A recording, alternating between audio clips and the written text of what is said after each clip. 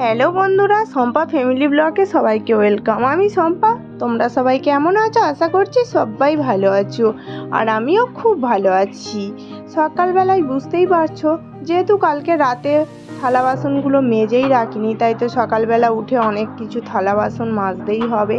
আর রোজের যে রাতে মেজে রাখি সেটাও নয়, কোনো কোনো দিন যে সকালে উঠে মাজতেই হয় আমাকে, কারণ সব দিন নিজেরও ভালো লাগে না যে রাতে মেজে রাখবো। খাওয়া দাওয়ার পরে আমার আর মাঝে মধ্যে ইচ্ছা করে না যে মাজবো, তাই সকালবেলা উঠে মাজতে হয়। আর অনেকগুলোই থালা বাসন হয়েছিল, তো তার জন্য চলো আমি এখানে মেজে ধুয়ে নিচ্ছি। আর তারপরে দেখো সবগুলোকে আমি তারপরে তোমাদেরকে একটু দেখিয়ে দেবো বাইরেটা। দেখো বাইরে ওই যে দূরের পাহাড়টা কিন্তু এখন আর দেখাই যাচ্ছে না ভালো করে, কিন্তু এখন প্রায় 9টা মতো বাজতে যায়। আর এখানে দেখো বিল্ডিংটা ওখানে তৈরি হচ্ছে। আর এখানে না আগের দিন আমি মটরটা ভিজিয়ে রেখেছিলাম, যেহেতু সকালে ঘুগনিটা বানাবো বলে, তাই ভাবলাম আগে সিদ্ধটা বসিয়ে দিই, তারপরে বাকি কাজগুলো করব। তারপরে দেখো আমি এখানে সমস্ত কাজকর্ম সেরে ঘুগনিটা আগে বসিয়ে দিলাম, কারণ প্রায় তো 10টা বাজতে যায়। আর তার জন্য 10টা বাজতে যায় না, 10টা বেজেই গেছে, আর তার জন্য আমি ঘুগনিটা বসিয়ে দিয়েছি। আর থালা বাসন মাজা আর এইদিকে বাকিটা কমপ্লিট হয়ে গেছে। আর তারপরে এই ঘুগনিটা বানিয়ে নিলাম। তো চলো ঘুগনিটা হয়ে গেছে, এবার ঘুগনি দিয়ে মুড়ি খেয়ে নিয়েছিলাম। আর তারপরে চলে এসেছিলাম রান্না করতে। আর তোমাদের সাথে কথা বলতে পারিনি, তার কারণ অনেকটাই লেট হয়ে গেছিলো। আর এখানে করেছিলাম ফুলকপি আলু মাছের ঝোল, আর শাক কেটে রেখেছি। আর এখানে দেখো শাকের অনেকটাই মানে সব কিছু ছিল, তার জন্য কড়াইটা ছোট ছিল, তো তার জন্য না আর এর মধ্যে ধরছিল না। একটু পরে এই যে মাছের ঝোলটা ঢেলে নেব, নিয়ে ওর মধ্যে সব কিছু দিয়ে দেব। তো এটা তো প্রায় রেডি হয়ে গেছে। আর মাছের ঝোল আর এই যে মাছের মাথা এটা ভেজে রেখেছি, ওটা দিয়েই আমি কিন্তু চচ্চড়িটা বানিয়ে নেব। তার জন্য আর মাছের মাথাটা যেহেতু হাফ ছিল, তার জন্য আমি ওর মধ্যে একটু চিংড়িও অ্যাড করব। তো তাই ওটাকে আমি ভেজে রেখেছি। আর বাকি দেখো এখানে বাবুরা কি করছে। বাবুরা গেছে বাইরের দিকে, ঘরে নেই, দরজা খোলা, চলে গেছে। আর যেহেতু ওরা একা যায়নি, ওর একটা দাদা এসেছিলো, দাদার সঙ্গেই গেছে। ওরা একা আমি কখনো ছাড়ি না। আর আমার এখানে দেখো এখনো প্রদীপটা জ্বলছে। আর বাবু না তুলসী গাছের মাথাটা কেটে দিয়েছিল, আর তুলসী গাছটা বেঁচে নেই, মরে গেল ফিরে। আর রান্নাটা দেখো বাইরে গেছিলো, বাইরে গিয়ে ওরা নিয়ে চলে এসেছিলো আইসক্রিম বলতে এনেছিল, তো 4টেই এনেছিল। আর সেটাই, আর একটা দই এনেছিল বাবু। আর বাবুর না যেখানে যাবে ওর আগে দইটা দেখলে ওকে আগে দই দিতে হবে। 5জন ছিলাম, যেহেতু ওর মানে আয়ুষের একটা দাদা এসছিল, তো 5জনের 5টাই নিয়ে এসছিল। তো তাই এখানে ও হাত দিয়ে দিয়ে নিয়ে নিচ্ছে, ও কোনটা নেবে সেটাও বেছে নিচ্ছে বাবুকে। আর আমি বারবার ওর সাথে মজা করছিলাম যে হাতটা সরিয়ে দিচ্ছিলাম। আর ও সাজিয়ে দেখছে যে হ্যাঁ কোনটা আমি নেব, কোন আইসক্রিমটা, দইটা আগে খাবো না আইসক্রিম। তারপরে দেখো এখানে সবাই আইসক্রিম খাওয়া চালু করে দিয়েছে। আর দুই ভাই মিলে দেখো দুজনে চেস করে খাচ্ছে।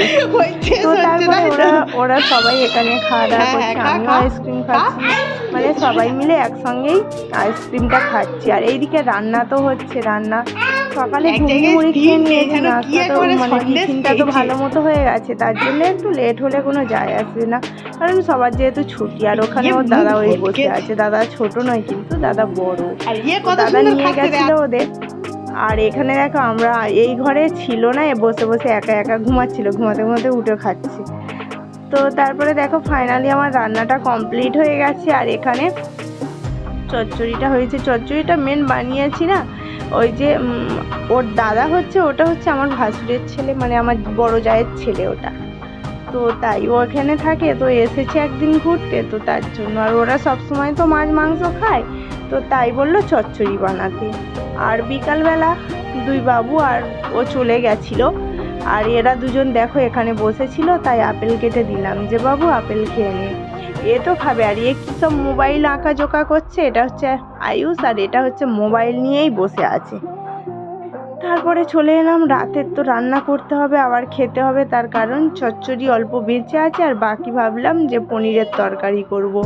যেহেতু ও চলে গেছে আর আমরাই খাবো, তো ভাবলাম পনিরের তরকারি করে নিলে হয়ে যাবে। আর চচ্চড়িটা দেখিয়েছিলাম তোমাদের যে অনেকটাই বেঁচে ছিল, তো অতটা ওবেলা খেতে পারিনি। আর চচ্চড়িটা মেন বানিয়েছিলাম ওর মানে যেখানে থাকে না, ওখানে তো ব্যাচেলারে থাকে, তাই ও খেতে পারে না এই সব মানে শাক পাতা, বেশি মাছ তাও তো মানে নোনা মাছ মোটে খেতে পারে না, খায় বেশি কিনা মাংস ডিম এইসব বেশি খায়।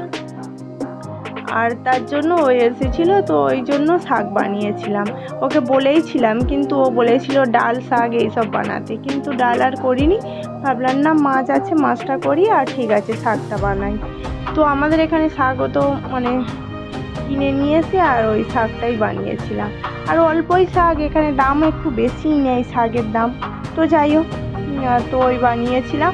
তো ওর তো ভালো লেগেছিলো, আমি বলেছিলাম যে থাক, ও তো থাকলো না, ও চলে গেল। তাই এখন আমি ওই ভাবছি পনিরটা বানিয়ে নিই। তো পনির এনেছিল 250 এনেছিল, কারণ আদিত্য খেতে চায় না আর আয়ুষ অল্প খাবে, আর আমারও তো খুব একটা পছন্দ নয়। আমি যখন না পনিরটা ভাজি তখন জানো তো বন্ধুরা, তখনই খেতে ইচ্ছা করে, আর রান্না করার পরে কিন্তু আমার খুব একটা পছন্দ লাগে না যে পনিরটা আবার খাবো বলে।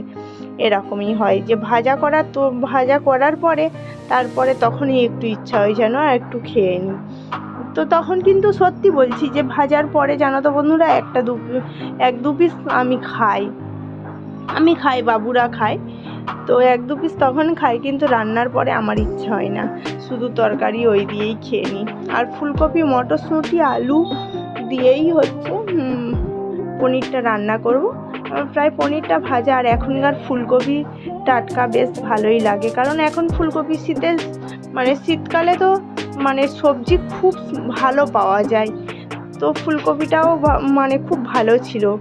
আর ফুলকপিটা আমি কেটে নিচ্ছি, নিয়ে রান্না করব তাই। আর ওইদিকে আমি বসিয়েছি জানো তো বন্ধুরা, ভাত বসিয়েছি অনেকটাই লেট, কারণ যেহেতু লেট হয়ে যাবে না হলে, কারণ একা হাতে সব কিছু করতে হয়, তো সব সময় হয়ে ওঠে না। আর এই যে মানে 8-10 মিনিটের যে ভিডিও, সব কিছু দেখানোও সম্ভব হয় না সব সময়। হয়তো কাজটা করে নিচ্ছি বন্ধুরা, কিন্তু ক্যামেরা অন করতেই ভুলে গেছি, সব সময় আর দেখানো হয়, আর প্রত্যেকটা যদি দেখানো যায় না, পুরো যে 12 ঘন্টায় কি করছি, কিছুক্ষণ নাই ঘুমাচ্ছি 1 ঘন্টা, কথাই বলছি, কিন্তু বাকি টাইমটা আমি যে ক্যামেরা অন করে সব সময় তো হয় না। আর 12 ঘন্টার জিনিস যে এই 10 মিনিটে দেখানোও সম্ভব নয় যে এটা করেছি ওটা করেছি। যাই হোক, যতটুকু পারি ততটুকু। প্লিজ বন্ধুরা আমাকে সাপোর্ট করো, আর সবাই ভালো থেকো, সুস্থ থেকো। আজকেকার মতো টাটা, আবারও দেখা হবে। আর রাতে হচ্ছে আমার খাবার এই যে পনিরের তরকারি, আর সকালের যেই একটু চচ্চড়ি আছে ওটা দিয়েই খাওয়াবে, মাছের ঝাল আর নেই, চচ্চড়িটাই ছিল।